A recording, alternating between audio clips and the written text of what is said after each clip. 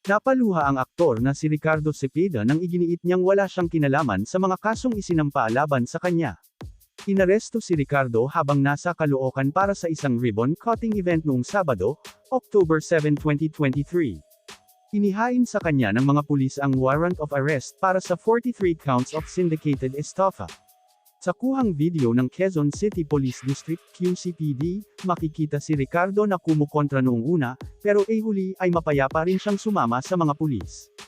Ayon kay Police Major Dondon Lapitan ng Criminal Investigation and Detection Unit ng QCPD, nagulat umano si Ricardo nang hinan ito ng warrant of arrest noong Sabado. Sa panayam sa aktor, halatang hindi niya inasahan ang kanyang sinapit.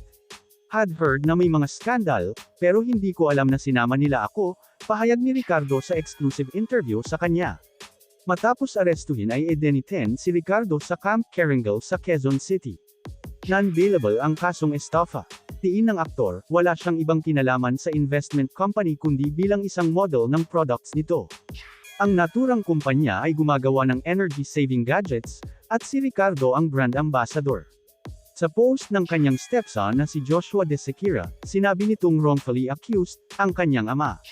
Ipinaliwanag ni Joshua na ang kumpanya ay nag-o-offer ng investment scheme sa mga tao upang mag-invest dito para makakuha ng malaking porsyento. Pero ang mga inilabas na tseke ng kumpanya ay tumalbog kaya nagsampa ng kaso ang investors.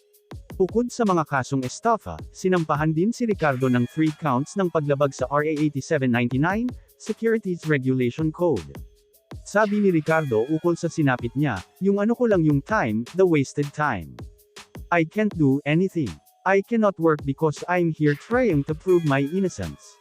Sa kabila nito, tiwala pa rin daw si Ricardo na mapapawalang sala siya.